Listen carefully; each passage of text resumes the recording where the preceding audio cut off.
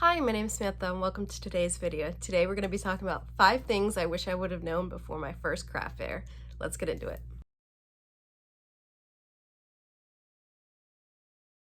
I've learned a lot along my journey of doing in-person craft shows. I've been selling online since 2019 and started doing in-person shows in 2021. And I have vastly learned a lot of different things. And then I have also improved. The first thing that I learned is that you are not going to be profitable right away. As with any business, you're going to start off failing and then try and try again. And you just have to keep pulling yourself back up and figure out what you did wrong, learn from your mistakes, listen to the criticism that you get from other vendors, from your customers, and make improvements. If you don't make improvements and you don't make changes, then you don't expect to see a positive change. So the first thing is that I learned that I just have to keep trying and then I have to make changes if I want to see improvements. The second thing I learned is that there's a lot of hidden costs when you start doing shows. Just like with selling online, where you have to have all your different packaging material, and there's a lot of costs to selling online. In-person shows, there are things like you need a tent, tables, tablecloths, displays. When you go somewhere, it's the gas. Wherever you are during the day, most places don't want you to bring your own food, so you should be paying for the food that they have on site, which is always expensive and not very good. Or you can brown paper bag it, have an Uncrustable for lunch, which isn't that entertaining. But gas, food, your labor of not only how much time it took you to make your products, but driving there, setting up, being there during the day, tearing down.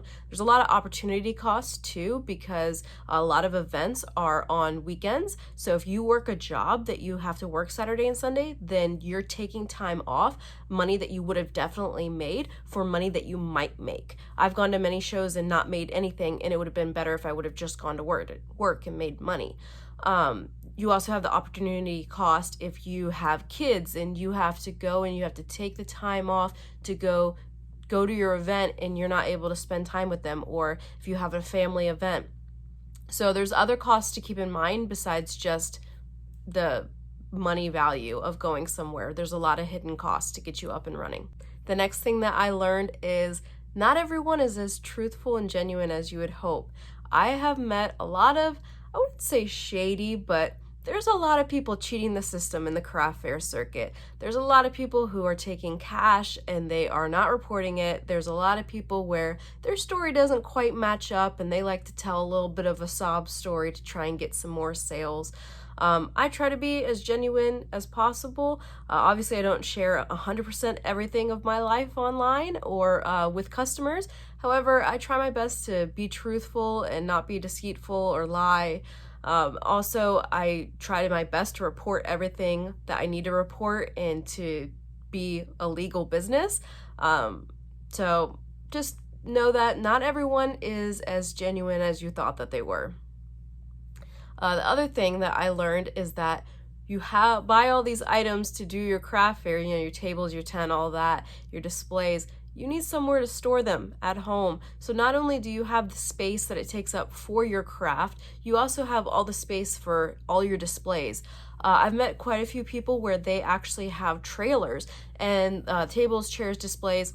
They'll leave all that in the trailer when they get home. And the only thing that comes inside is their products, or they have a warehouse or a workshop.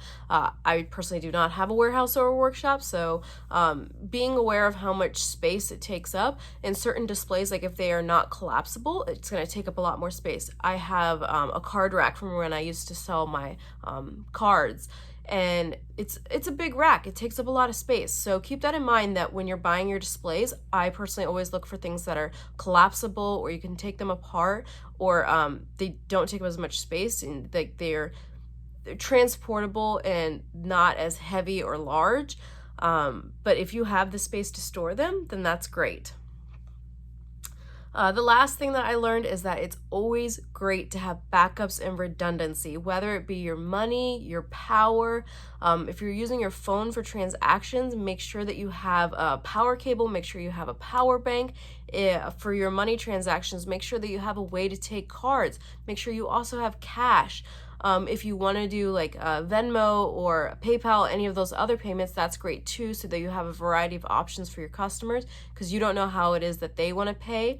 I talked about on my last show that people who were doing the phone transactions with Square, some of them had to have their phones on offline mode, which means that they were not able to do the transaction in that moment, and it's possible that they could have lost out on money. I haven't talked to any of them since my last show that I was at in Virginia Beach, whether or not anything was unsuccessful with their transactions, but I hope that none of them were scammed or had a faulty credit card given to them, or maybe the credit card just didn't go through and the person didn't mean to. But having a way to be able to sell online and have redundancy is really great, because you don't want to only be limited to one option. Oh, this is the only way I can accept payment. That being said, also keep in mind backups in the way of having different displays ready to go, or having different game plans in your mind. When you're going to go show up at a show, you may know, oh, I have someone next to me and not another person on the other side, or it depends on how much information you know, and you might not know how much storage you have. So being able to have multiple different layouts and having different game plans in mind is always a great idea, because even though you go in with a game plan and you want to set up your tables a certain way, you may not be able to set them up the way that you thought you could. So let me know what you think in the comments down below. What did you wish you knew before your first craft fair? Or if you agree with anything that I said or disagree, go ahead and let me know in the comments down below. Please don't forget to like and subscribe. We're almost at 500 subscribers. Thank you so much to everyone who subscribed. Once I hit 1,000 subscribers, I will be able to apply for monetization, which is a goal of mine in 2022. I have optimistic goals that I could possibly do it by the end of summer. So please don't forget to like, subscribe, and share this with your friends. And help me achieve that goal. I'd greatly appreciate it. Thank you so much for watching, and have a wonderful day.